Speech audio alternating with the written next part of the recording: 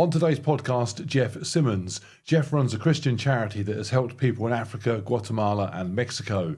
In particular, we discussed his work in Juarez, where he's had to deal with the ongoing drug cartel problems, corrupt police, and extreme poverty. Enjoy the conversation.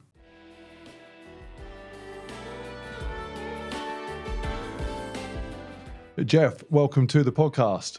Thanks for having me. Good to have you here. Now, you are somebody who, when I reached out a little while ago and said, has anybody got an interesting job or hobby or story that they might want to share, let me know and we can have a chat about it on here and entertain others.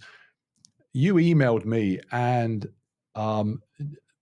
very quickly grabbed my attention because you started talking about drug cartels in Mexico. I thought, okay, this is a bit more interesting than I ran a marathon yesterday.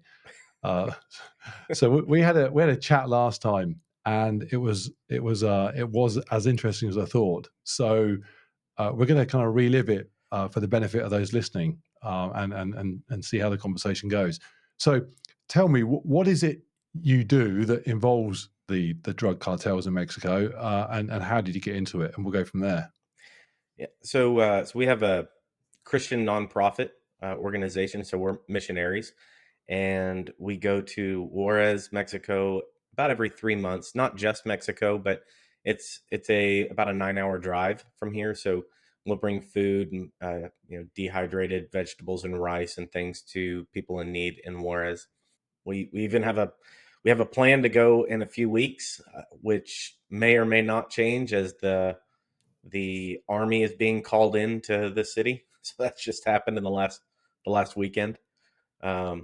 So we're there and we deal with the cartels. We deal with the police, as well as in other places in Guatemala and Africa as well. And you say 9-hour drive. You're going down there from Dallas. That's where you're based, isn't it? Correct. Yes. And there's other people that come from Kansas City, sometimes Florida, that will come and participate. Just depends on the subjective relative, I guess, safety in the city as to whether or not we're bringing other people. Yeah, because the thing that fascinated me when you said you're going down to Juarez, I looked on Google Maps to find it in Mexico, and it's right on the border with America, North America, and I forget actually the town that's on the border on your side. El Paso. El Paso, right? Mm-hmm. And El Paso is a perfectly decent place to live. I mean, it's a normal American city, and you cross the border and you're into just a different world. It is. Which I mean, it seems incredible that it can be that straightforward. I mean, for example, based here obviously in the UK, we have areas that are a bit, I mean, in simple terms, a bit rougher than others. But there is nowhere where you simply cross a line and suddenly it's all going a bit pear-shaped. Benefit of being a little island, I guess. So that's the thing that I couldn't get my head around. I mean, is it as stark a difference as that? You cross the border and suddenly you're in a different world, or is that a bit what I'm seeing from TV and it's not quite as dramatic as that? No, it's pretty much like that. I mean, there's an element of apparent safety that you have when you're in El Paso. There's a lot of people that cross back and forth every day for work and things like that. But crossing the border, once you're in Juarez, it is a different world. There are areas that are heavily impoverished, and then there's areas that have a lot of wealth. It can be a little bit misleading because there's actually one area in particular that it has several American restaurants. It's got a mall. It's very what I would consider upscale in Juarez, and you could feel like you're at home there. But the reality is, the reason that it has all this money and that those places exist is money from the cartels. So there is definitely a huge distinction once you cross that border. Actually, you say it's got American restaurants and so on. Have the kind of the American change? Have you got your kind of Burger King and your McDonald's? Are those popping up down there? Oh yeah, yep. So you could be sitting having your Big Mac and fries and feeling like you're at home, but you've literally got cartel guys wandering around the streets with you at the same time. Yeah, and sometimes it's more obvious than others when you're dealing with people from the cartel. Um, the reality is a large amount of families have been uh, financially affected by the cartels being there, and we say cartels plural because there are multiple cartels that come to the area. They kind of there's infighting for control over either the tunnels or the city itself. So and there's financial uh, I guess financial reasons for families, especially in the impoverished areas. Sometimes it's actually forced on them to to work with the cartels. One example is there's an area that we used to work in a lot, and it was very poor. There were uh, houses that were made out of cardboard, things like that were barely held together. And after COVID, when travel was shut down and then it was brought back, when we went back, there were some new buildings. And if you're in a town like that, essentially a shanty town type area, and all of a sudden there's a 3-story concrete building, it gets your attention. And that building was put in by the cartel. And in addition to that, there was a hill that was kind of held together by tires. And that hill had been converted to a concrete home with a pool and a balcony. It's the highest point in that area. And the individual that came in there is a cartel leader who appointed himself the mayor of that colony. There's different colonies or districts. And so now they have visibility to everything around. He's got this nice house, and then while the houses next to him are held up with cardboard. And the one of the challenges that we had was they went door to door to these houses and said, we're going to give you, I don't know what the exact amount was, but say $100 US. We're giving you this $100 US every month, and you are going to use your house to store migrants that are coming up from the caravans. And if you don't, they're going to kill you.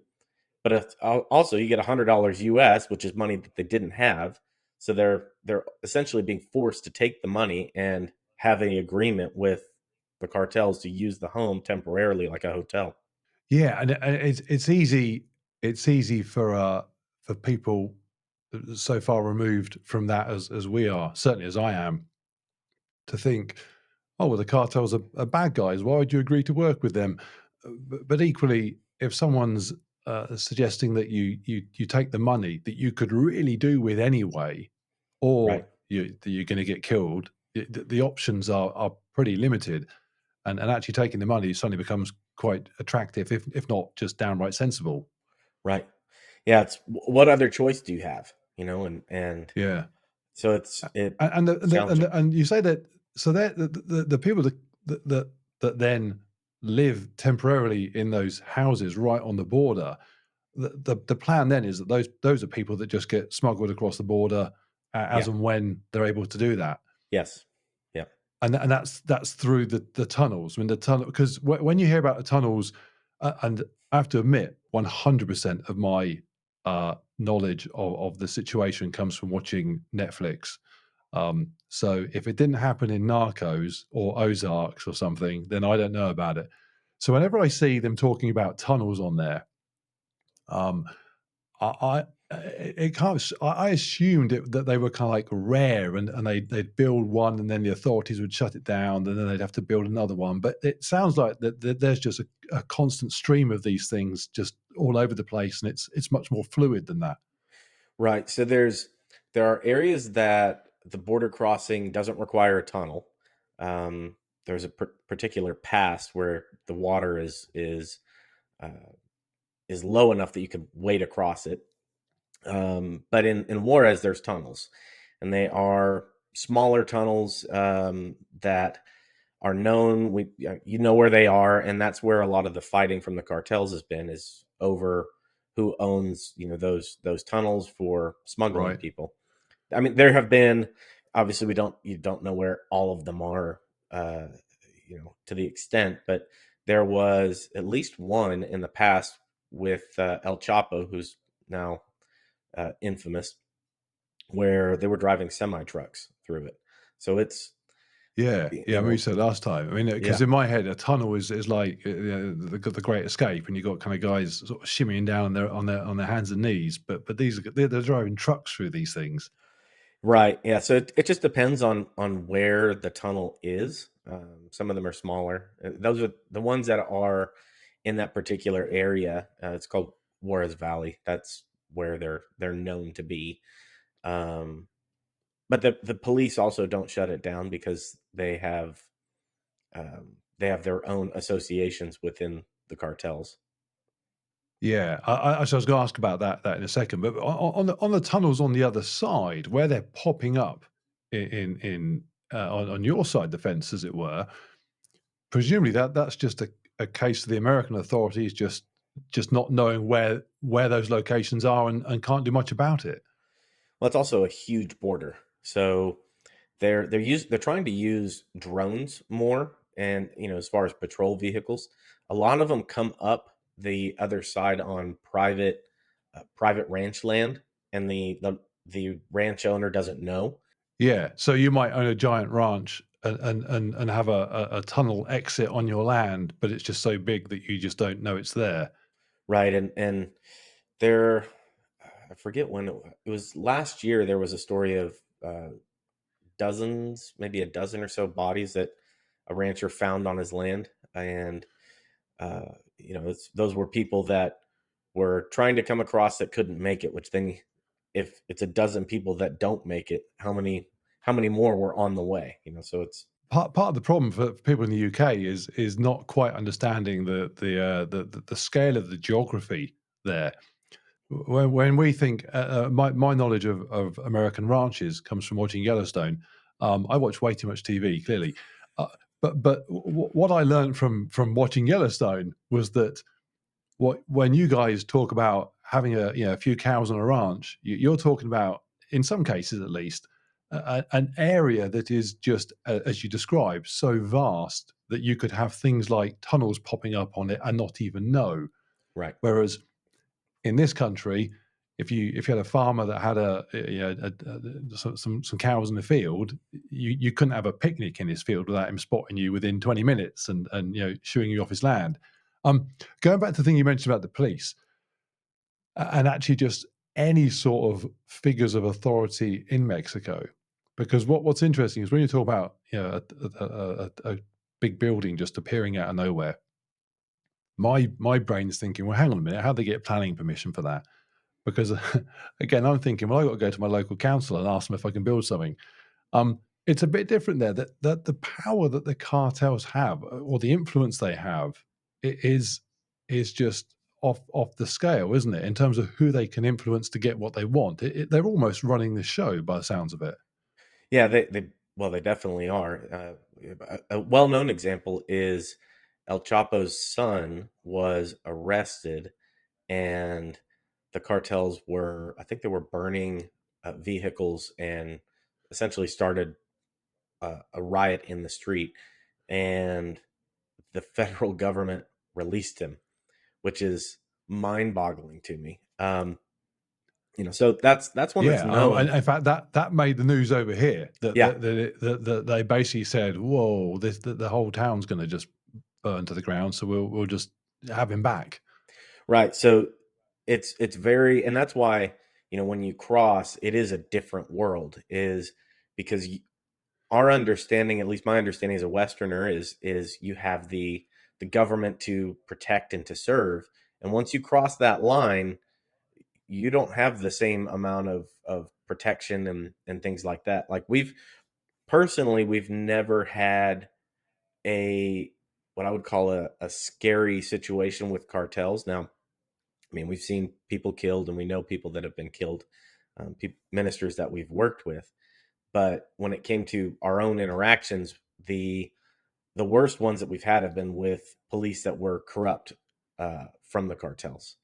So we've been Actually, I robbed. was going to say, yeah, it's an interesting one actually, because I was going to say, who in their right mind becomes a cop in Mexico? It seems like a weird career choice. It's just in terms of being sensible. Um, if you live in Juarez, to think, yeah, I'll be a policeman when I grow up. That sounds like there are just more sensible things to try and do.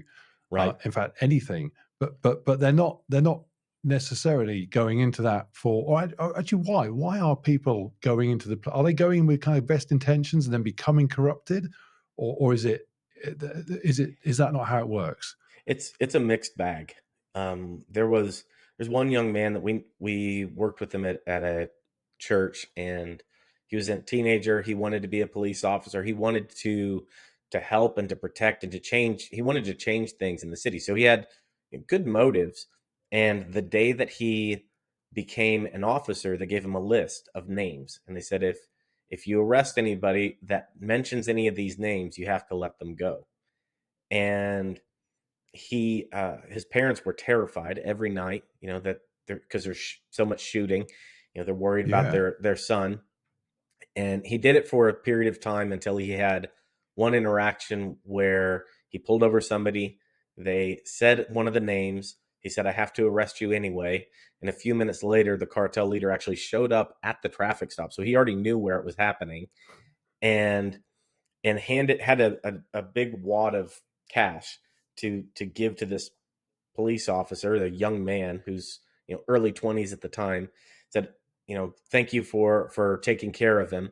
And he refused it, which, that's the fact that he lived after this interaction is a miracle.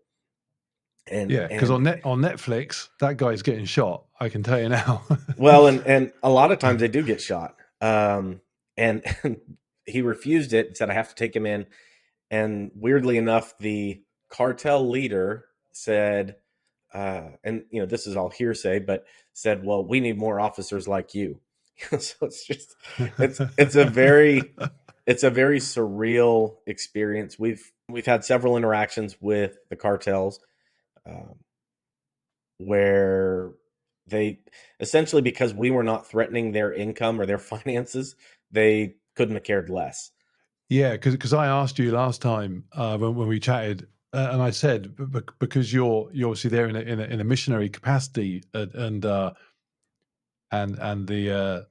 people of Mexico are traditionally Catholic is their kind of religion of choice, and I wondered if you kind of got more slack, effectively more kind of freedom to do as you pleased, but because of your kind of missionary status, as it were, and you pretty much said no. If you got in their way, you're in as much trouble as anybody else. That doesn't really get you any. You don't get any kind of brownie points for that at all. Right. And even the well, some of it just depends on who you're dealing with, right? A lot of them are kids that have been abandoned and they've just grown up in the cartel, and or Yes. they're on drugs, and that's part of that culture. And how as whatever you could expect, or as unexpected of an interaction as you would have with any other person on drugs, you you'll have those same types of interactions with people from the cartel. The difference is they have guns, and all kinds of authority to do whatever they want, by the city. So it's just a little bit different, when it comes to the Catholic disposition. The Catholicism there, it varies quite a bit. We're coming in from a um, Protestant backgrounds, different denominations and things, and Sure. so we don't particularly um, follow some of the traditions. But there are several things in Catholicism in Juarez that there's a blending of practices of witchcraft with the some of the more traditional things, something like a Day of the Dead, worship of dead ancestors. Yeah. There's Santeria, which is a form of witchcraft. There's a cult. I forget the name of it. It's something where they worship the spirit of death. So there's a big distinction between the institutional religion and when we're coming and talking about having a living relationship with Jesus. It's two foreign things. Yeah, no, it sounds like. In fact, I was reading up today actually on and apparently narco saints are a thing, and they kind of have these they kind of almost worship people that we would typically regard as being bad guys, effectively, but they almost take on a kind of spiritual significance to them. Right. It's quite strange how people. I talk to people about all sorts of issues where they are doing things that are not necessarily the best for them, and it can be as diverse as alcoholism or disordered eating or something. And a common theme is often creating your own narrative to justify your actions so that they actually make sense to you. I guess creating your own saints effectively. What better way to evidence that you're on the right side than just making up stuff like that? I mean, you almost couldn't make it up, although they seem to. It's interesting because you talk about the kids, and it, I mean, again, this is the kind of the Netflix effect, but you can see why, and this applies to the kids everywhere that get into trouble. You can see why the kids get into it because it looks on the surface real exciting.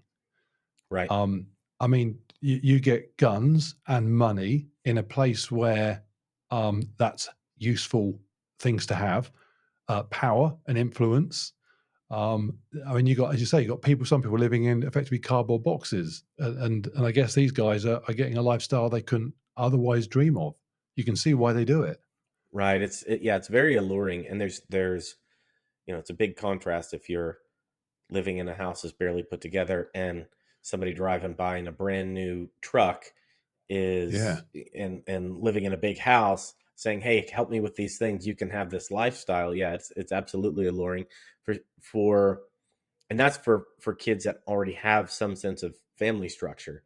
If there's no sense of family structure, there are very few options. There's a couple of orphanages that are doing some amazing work in Juarez, but for the most part, uh, you have to be at the right place at the right time to help those kids out. An example was in one of the areas, one of the city buses pulled up and three kids came out. It was I'm gonna mess up the ages, but it was something like a 3-year old, a 2-year old, and a 6-year old, something to that effect.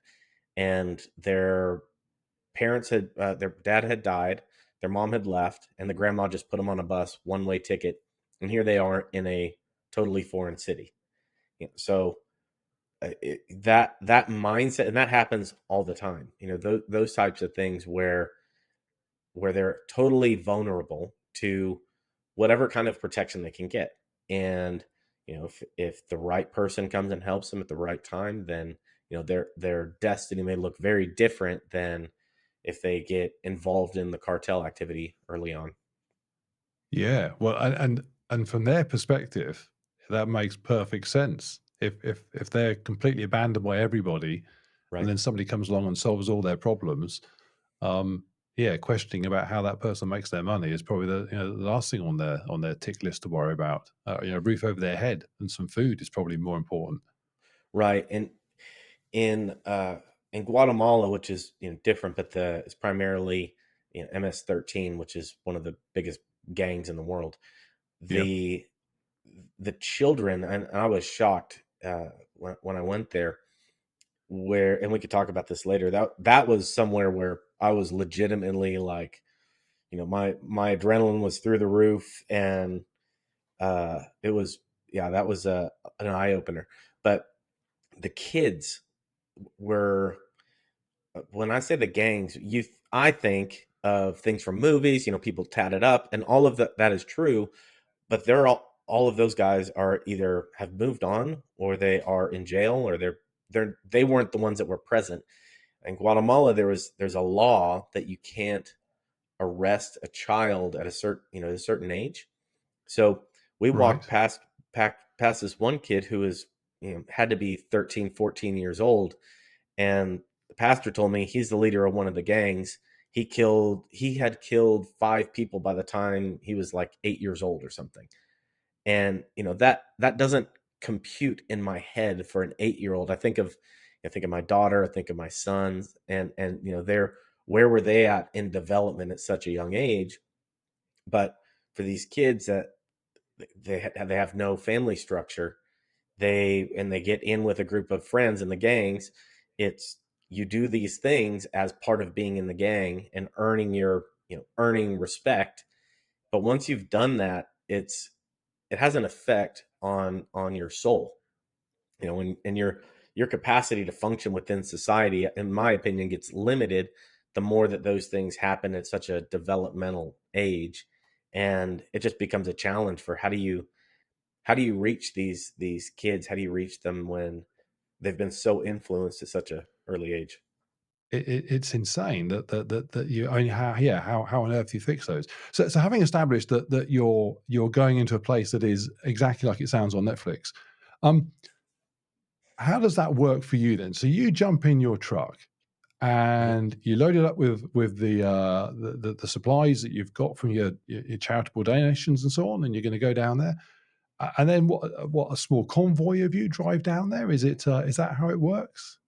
Yeah, it just depends. I haven't taken a team in a long time because the violence has been getting worse. I was So does planning that on. mean you go alone? How's that work? You go on your own? I'll go. So there are people that are there's a couple families that are in El Paso that work in Juarez. So I'll go and stay with them and go back and forth with them. Um, there's a couple of other people in the U.S. that may come, but we don't take new people unless the overall violence in the city is down, and it depends on what we're doing too. So a typical trip is, yeah, I load up the truck, and if it's just me, then and I'm meeting people there. A lot of people fly, and I'll just bring the food boxes, um, and meet the some of those families in El Paso before we cross and bring them over to people. And depending on the trip, some of the time we're ministering in different churches and trying to encouraging people and doing things of that nature. Other times we're doing evangelistic events, so we're getting a permit for the city square and have sound equipment and things out there, and uh, praying for people that will let us, and just sharing our faith. So it And so depends. when you're doing stuff like that, you're obviously very it's very obvious that you're there. You're not being discreet because that's not what you're trying to do. Right. So you attract the attention of the cartel when you do that, and presumably from what you're saying, then as long as what you're doing isn't really interfering with their business, they just don't really care what you're up to. So far, so far we have not had any interruptions. They have shut down a couple of the things that we were trying to do. One of the things that we were trying to do at one point that they shut down was there was an orphanage, and they wanted to have a food kitchen out in the front, which is a popular thing there. If in a busy street, you see a bunch of these little kitchens that are by the front, and people can Yeah, serve food and things like that. So we had raised money for them to start this kitchen. And right as they were getting ready to do it, the cartels were going through those street by street saying, okay, you have to pay X amount because you have this, essentially the same way the mafia does. You pay us for protection and etc. And yeah. they said, well, we can't continue. We don't want to have a kitchen and then have to have the cartel have insight into, hey, we have an orphanage here. So that got shut down.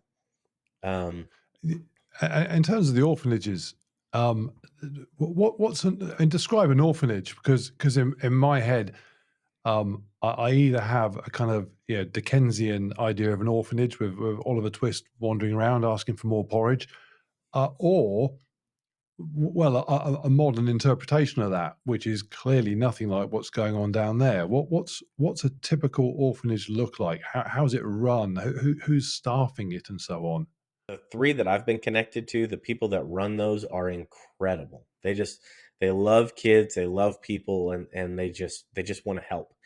Um, the type of person. There was one woman, she's since passed, but she was 90 years old and she ran an orphanage with nearly 100 kids by herself. And the way that she did it was, obviously she had some older kids, so the older kids took care of the younger ones, and on down. And there were volunteers and things. There are a couple of larger ones that have some American sponsorship, and they're able to do a little bit more, to have a little bit more safety and have more staff and different types of food. But in general, it's the, one building with a high concrete wall and either razor wire on the top or glass in the concrete to, prevent or try to dissuade anybody from coming over. And Yeah. a large amount of kids that they do the best they can to get them to school and give them a sense of home. And then presumably once those kids get to 18, they're now adults and they just try and find their way. Yeah, so it depends on, um, a lot of them end up contributing, continuing to contribute in the orphanages. Um, I know a couple that became attorneys. They wanted to be civil attorneys to represent and help kids. So they end up becoming positive impacts on society, and because once they've gone through that process and they're acquainted with it, uh, it tends to be a marker for their lives. And interesting, actually. What's the children that are growing up there? Is there a desire for them to leave Mexico, especially if they have interactions with people like yourself? People in Mexico just have to, I mean, theoretically, walk a few hours north, and they're in the Right. land of hope and riches.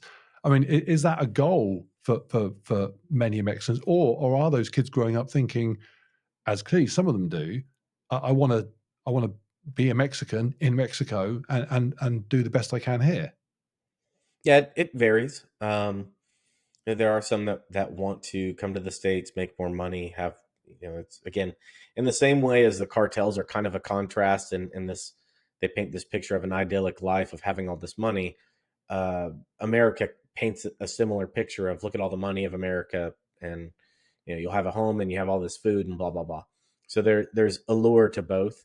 Um, I would, and I don't know the And extent of. actually, interesting because both are not all they're cracked up to be Right, necessarily right, for people coming for those kids at least. Yeah, the idea of just going to America and suddenly you're it's all kind of Beverly Hills 90210. I guess if right. you end up working in a car wash or something for the next 40 years, that's probably not what you envisage, but a more likely reality. And it's still better than, killing dogs to find food. Um, Well, and it's yeah. I mean, what a good point because yeah, we often think if you're in a position of privilege, you think, well, what's the point of coming all the way over here or there or wherever these people are going to then work in an environment, in a way, have a lifestyle that we might regard as being just suboptimal, to say the least. But as you right. say, if the alternative is levels of poverty or violence that we can't even comprehend, then it starts to make a bit more sense. Is there a market for kidnapping Americans and basically ransoming? I mean, is that a thing that's going on, or is that not really a huge concern? Are you seen So as like a valuable commodity down there for someone to just grab? And if you are, why haven't they grabbed you? Or is that just not what goes on in quite the way that we're sort of led to believe from the movies, at least? Guatemala, not, it's not as much. It's, you're more likely to be killed. Um, in Juarez, there is kidnapping. It generally it's with women. There, Right. uh, like, have you ever heard the term femicide? Yeah. Well, femicide came from there, didn't it? Juarez, right, That, right, that, yeah, yeah. yeah. Because So you mentioned it last time, and I went and googled right, it, and yeah, Juarez comes straight up on the Google hits. Yeah. right. So there was an intentional targeting of women for kidnapping, for rape, and murder. And on more than one occasion, they found these mass graves of girls' bodies. So one of the things that you see in the city is there's these pink crosses that are painted on all the signposts, and there was mass protest from the population of justice for their girls, because there's also and it's heartbreaking to see it, but there are hundreds and hundreds, probably thousands of missing persons pictures and posters in downtown that are on lamp street lamps and city buildings and things like that, for from families that have lost their daughter and uh, never heard from again. Yeah, I mean, So it's crazy. I mean, again, when you compare it to certainly to the UK, if someone goes missing, if a kid goes missing in the UK for yeah, more than a few days, that becomes national news. That one kid is national news until they're found, and it's and when they're never found, it almost stays national news in the background for sometimes decades. Well, right, we had we have the famous case of Madeleine McCann who went missing on holiday, yeah, that's now many years ago, and that's still just, if you ask anyone to name a famous missing kid, that's just up there in people's consciousness. You're talking about so many kids that you can't even start to remember any of the names, let right, alone any of them be specific. right. And so there is targeting. There's just different targeting for different things. So young girls in particular were targeted for rape and murder. For kidnapping. Actually, on that, when you say targeted for rape and murder, what's I mean, maybe it's too complicated a question. What's going on there? Who is just thinking, let's do that? I mean, is this cartel activity? Is this just generic bad guys just being bad? What on earth is going on there that presumably men are just deciding this is going to be their activity that evening?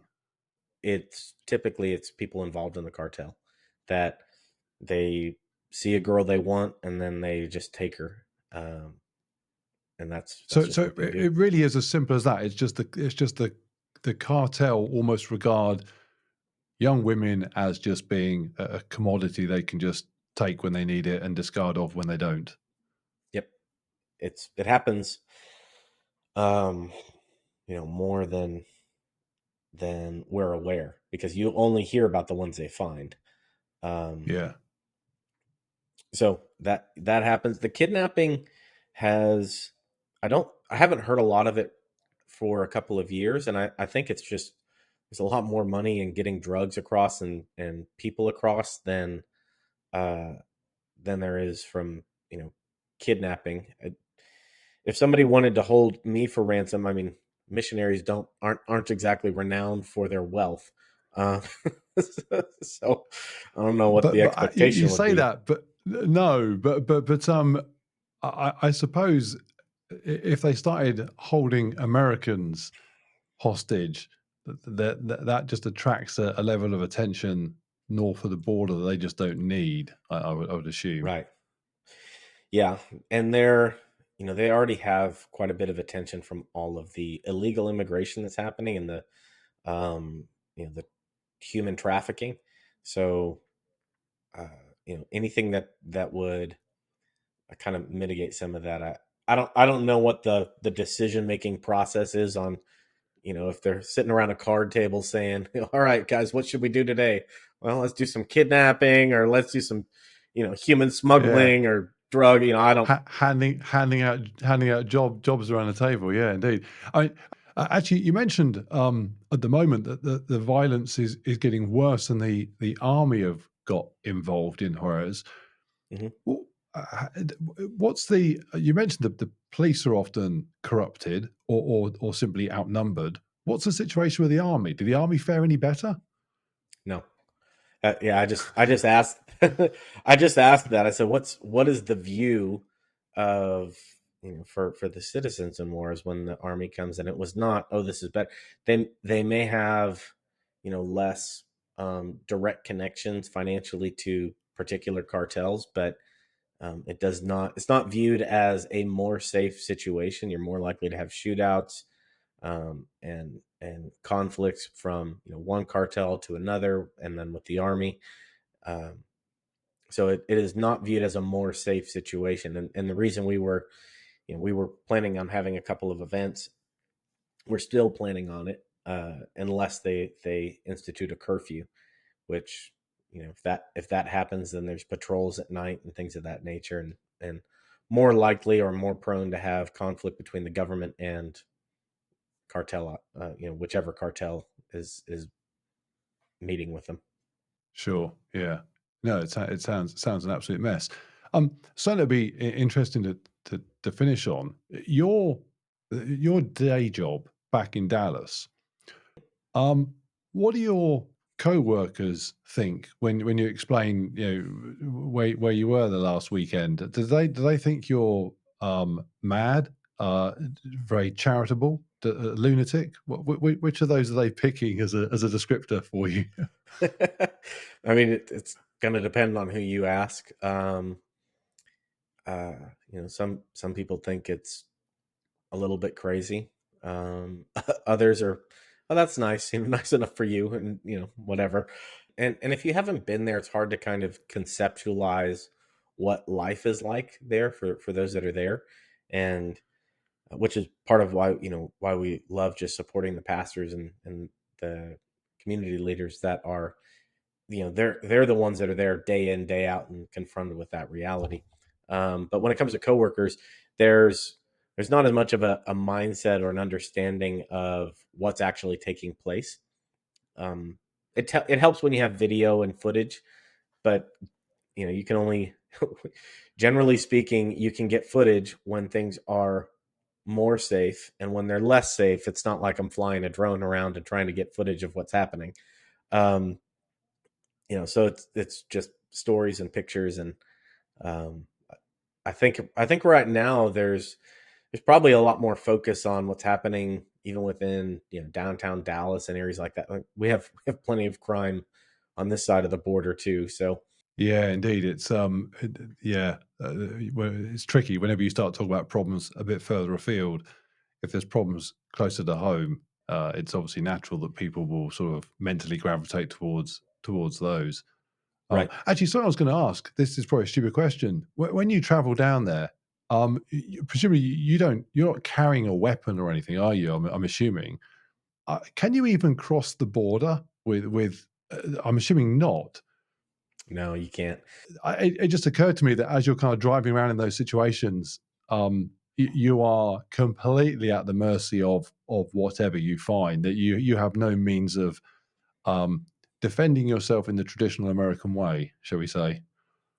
Yeah, the I mean, it kind of comes down to, do you really believe that one what you say you believe, and um which, if just painting a hypothetical, if I believe that or for anybody else, for me it's not hypothetical, but I believe that the Lord has sent me somewhere, then he's sending me not with an intention of something bad happening to me, but there's a measure of protection, um in the sending, not in the sense of, um I'm not trying to be blasé about it and ignore the reality of that's around me. But if I take time to pray about it, and I've submitted kind of the decision for doing these things with other people that I value and trust their opinion, as well as obviously with my wife and family, um, then I'm going trusting God in that process. That's interesting because I speak as somebody with uh, I have neither religion nor weapons, and so it fascinates me when you say that, and I did wonder, are you when you're in dicey situations, are you um, comforted by the fact that as you describe yourself, you're there. Um, to use kind of lazy language, on a mission from God, as it were, and therefore you'll be okay? Or are there times where you're thinking, I know I believe that, but right now it would still be handy to have a gun? Um, Oh yeah, I, there. There have definitely been the moment where we were mugged by some of the police officers. So there's a particular hill that overlooks the city, and we were up there. The pastors were explaining they go up here to pray and things like that. There's only one road up and one road down, so there's no two ways about it. And we couldn't tell who it was. We hear a truck driving up the road, and then there's gunshots, and we're all out of the vehicle. Yeah, in that moment, I was thinking, I really wish I had a pistol with me because I don't know what's about to happen. Um, and they pulled up and killed the lights, which is mildly intimidating. And then they came out, and it was a police car, and they acted like they were frisking everybody down for guns, but really they're going through wallets and taking money out and things like that. Yeah. Yeah, so yeah, we don't. You're not allowed to bring weapons into the city or across the border, even though a lot of the cartel guns are from the states. Um, yeah, so we don't carry anything when we're over there. Yeah, no, it's I can't imagine you being in a situation like that where it's where you have your faith and then part of you is thinking what God really needs to do right now is just have me come across a pistol conveniently and Right. that'd be very handy, please. You mentioned your wife. What does your wife join you? Does she not join you? And if she doesn't join you, does she think what on earth are you doing? What's her take on it? So she's been once. Um, she loved the people and enjoyed the trip. There are times where uh, we get a strong kind of a warning feeling of, hey, this isn't the right way to go, and we adjust accordingly. Um, so she is part of that process. Um, Yep. I'm sure there's still, in the same way as my humanity can kick in, and I hear gunshots, and I'm thinking it'd be nice to have a pistol. I'm sure that she gets those same types of things when I when I called from Guatemala and told her how things were going. Yeah. No, it's clearly it's not something you can do without the person you're leaving behind giving you their full support. Um, Right. clearly you have that. It's been fascinating talking. I mean, again as I said at the beginning, my understanding of that entire part of the world comes from just watching TV. And the the interesting thing that has always struck me, especially watching Narcos, is what a absolutely beautiful place it looks like. I mean, I remember seeing an opening shot from one of the episodes of Narcos where it's a drone shot of um, kind of countryside, and Mhm. I'm a motorcyclist and off road. I've kind of ridden around Africa and stuff on my bike. And I just remember thinking, wow, what an absolutely just amazing place to ride around there. Just to be there would be incredible. And then obviously it's an episode of Narcos, so people are getting killed left, right, and center. It's interesting because there are so many places like that in the world where they are just absolutely beautiful places, and yet the reality on the ground is that you wouldn't want to be there. Yeah, it's challenging to have an awareness really of safety is generally speaking is kind of an illusion, right? I'm sure you've heard that Yes. safety is an illusion. The question is, how deceived are we in a given area or setting? And in even we actually had, even here in the Dallas area, in one of the more wealthy areas, there was a attorney who had been an attorney for one of the cartels, who was in a town center. Everything about it would say safe, safe, safe, and in the middle of the city center, they killed him. Um, it was one of those areas where you would think, oh, this is perfectly safe. They can't touch me here. And it's the illusion just because of the setting. That's interesting, actually. He was a Mexican attorney then, so he was a Mexican himself. So, what are what's the opinion, or what's the concern, if any, of uh, people living in that city? Do they regard, because one of the things we have here in London, in fact, it's interesting actually, because whenever you talk to Americans and you say, "Hey, you guys are crazy with all your guns," Americans will say, "Oh, yeah, but you got knives, you're all stabbing each other." And actually, what's really happening with the knife problem in London is that typically it's gang members stabbing each other, and more often than not, it's young black men stabbing other black men in gangs, Hmm. and that's a terrible, terrible problem, horrific. But what it does allow people to do, and this is not good or right, but it's the reality, it allows people to feel very safe in London, because it's not, I'm not I'm not an 18-year-old black kid in a gang. So I can be in Right. London at 3 o'clock in the morning, going from one nightclub to another or something. And as a 50-year-old white guy, it doesn't even register on my mind that, unless I'm in a very obviously wrong part of town. Now, that part of that is an illusion of safety, because as you say, safety is always a slight illusion. But the reality is that I can feel safe because I'm very, very unlikely to be a victim of that sort of crime. Yeah, if I was, for example, if a young black kid got stabbed in London, it might make the news, but it would not be I mean, horrifically, it would not be a big deal. Hmm. Whereas if I got stabbed in London, that would be national news. That'd be crazy that basically some old white guy off of YouTube got stabbed in London. Would be, that'd be a big deal. Um, is that how people in those border towns see that violence, or are they kind of throwing their hands up in horror that it's encroaching into their territory, as it were? I would say that the violence, it depends on the type of violence. The in Juarez particularly, when forgive the graphic nature of the description, if there's any kind of dismemberment, that will usually make the news. Um, there's been some family type gathering events where the cartels have gone and killed a dozen people in a birthday party thing. That would make the news. Um, as opposed to an individual shooting may not, unless it was somebody that had particular influence.